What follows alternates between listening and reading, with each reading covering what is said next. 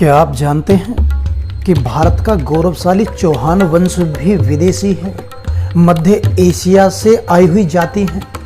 ऐसा colonel James Tod, doctor Smith और Crooke जैसे इतिहासकारों ने इतिहास में पढ़ाया। और दुर्भाग्य ये कि भारत के वामपंथी इतिहासकारों ने इनका अनुसरण किया, भला हो राष्ट्रवादी इतिहासकारों का, जिन्होंने इनकी कलाइयां खोली। रीगल भारत पर आज चौहान वंश के बारे में कुछ संशयों को दूर करेंगे और वामपंथी इतिहासकार और इस प्रकार के इतिहासकारों को नंगा करने का कार्य करेंगे। देखिए, कुछ विषय हैं जिनका खंडन मंडन किया जाएगा तथ्य और प्रमाणों के साथ में। जैसे कि पहला, कि क्या चौहान वंश मध्य एशिया से आई हुई जाति थी। दूसरा प्रश्न, कि ऐसा इतिहासकारों ने क्यों बताया, हमारे भारतीय इतिहास में इनको विदेशी क्यों बताया, और क्या वे वास्तव में ही चौहान वंश विदेशी है। और लास्ट में, कि चौहान वंश ने देश के लिए क्या किया है। इन विषय पर बात करेंगे। वीडियो को बिना स्किप किए देखें, कॉन्सेप्ट को समझने की कोशिश करें। आप वीडियो को स्किप करके देखेंगे तो समझ में नहीं आएगा और फिर उल्टे सीधे कमेंट करेंगे, कुछ लाभ नहीं होगा। चैनल पर यदि आप नए हैं तो चैनल को जरूर सब्सक्राइब कर लें और बेल आइकन को भी प्रेस कर लें, क्योंकि इस प्रकार के ऐतिहासिक कंटेंट आपको रीगल भारत पर मिलते रहेंगे। चलो बढ़ते हैं विषय की तरफ।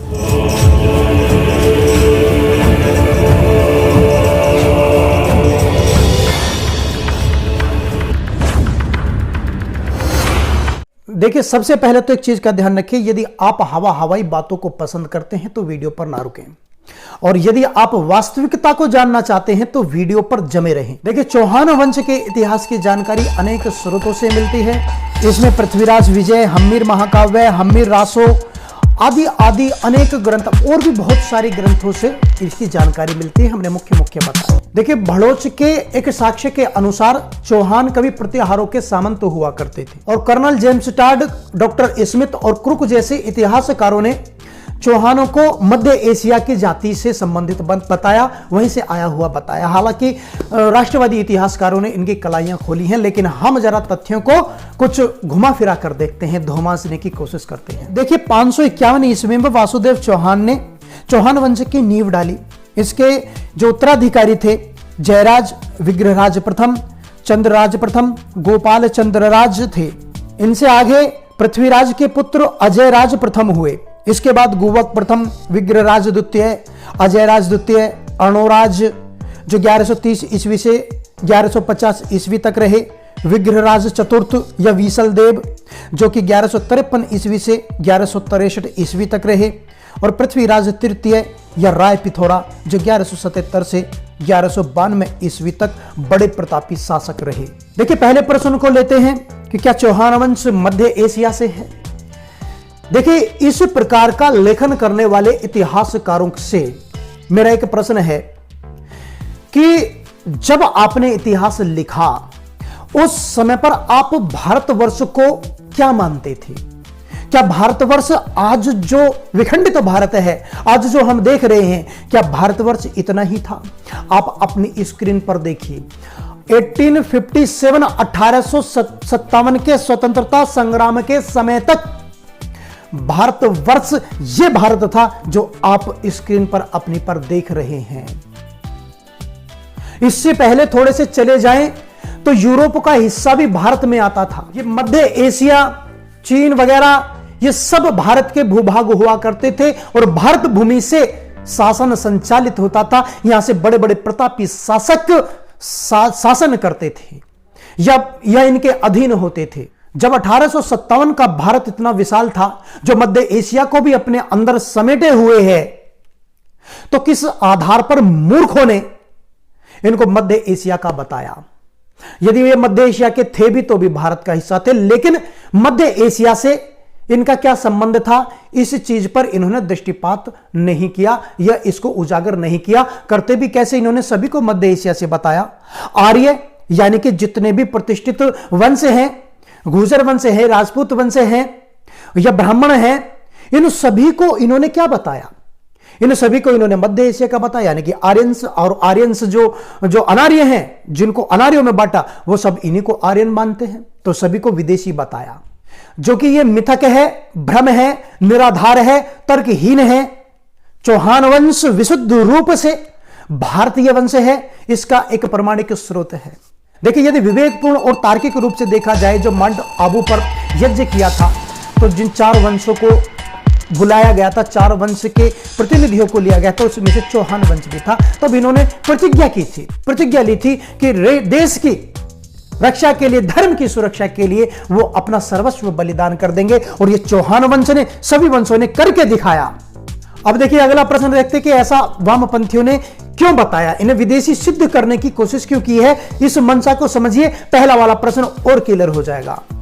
देखिए, जितने भी भारत के प्रतिष्ठित वंश हैं, जिन्होंने देश धर्म के लिए अपना सर्वस्व न्यौछावर किया है, अपना सर्वस्व बलिदान कर दिया, उनको विवादों के घेरे में वामपंथी इतिहासकारों ने और ब्रिटिश इतिहासकारों ने लाकर खड़ा कर दिया।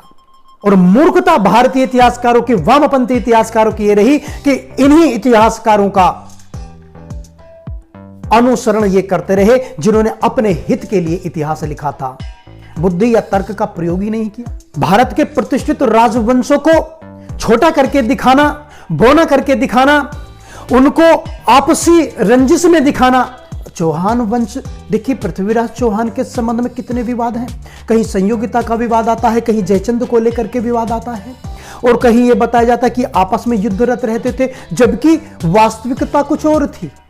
वास्तविकता यह थी चौहान वंश की कि चौहान वंश पृथ्वीराज चौहान तक इन्होंने मलेच्छों को इतनी बुरी तरह मारा है, इतनी बुरी तरह मारा है कि 7 पुश्ते भी उनकी याद रखें।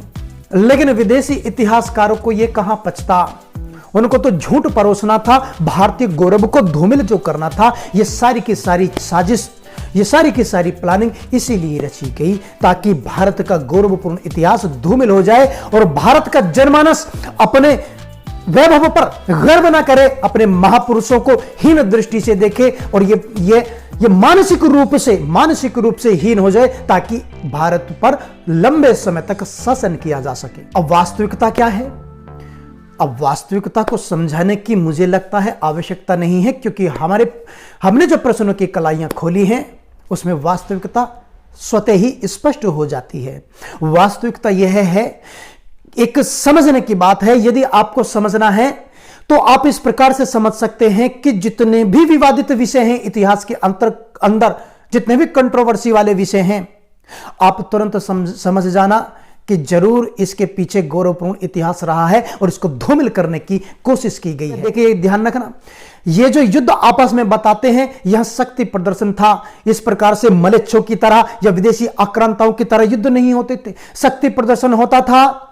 योद्धा से योद्धा या शासकों का शक्ति प्रदर्शन हुआ, जो जीत जाता था उसकी अधीनता स्वीकार की जाती थी, वह अपना शासन ऐसे ही संचालित करता रहता था, लेकिन जीतने वाले शासक के अधीन आकर के, जो कि केंद्र का कार्य करता था, और केंद्र के बिना तो कुछ भी संभव नहीं है। यही कार्य पृथ्वीराज चौहान कर रहे थे। इतिहास की ये धारणाएं, ये अवधारणाएं मिथक हैं, झूठी हैं, कपोल कल्पनाएं हैं। भारत को हीन दृष्टि से देखने के उद्देश्य से इस प्रकार की साजिशें रची गई हैं। भारत का चौहान वंश विशुद्ध रूप से भारतीय है। अरे नाम तो चेंज होते रहते हैं, समय काल परिस्थिति के अनुसार हमें अपने गौरव पर, अपने इतिहास पर गर्व करना चाहिए। दोस्तों, एक आपसे रिक्वेस्ट है, यदि आप सक्षम हैं तो रीगल भारत को जरूर ज्वाइन करें, रीगल भारत के सदस्य बने, और यदि कोई विषय है तो उसको भी आप कमेंट करके बताएं, उस पर वीडियो बनाने का प्रयास जरूर करेंगे। और यदि आप सक्षम हैं, हम पुनः कह रहे हैं, यदि आप सक्षम हैं तो रीगल भारत को सुपर थैंक्स आदि से प्रोत्साहित करें। इन चीजों से हमारा उत्साह बढ़ता है और ऐसी ही विशेष जानकारी हम आपके लिए लाते रहेंगे। वीडियो को शेयर जरूर करें। मिलते हैं फिर किसी दूसरी वीडियो में, तब तक के लिए राम राम जी।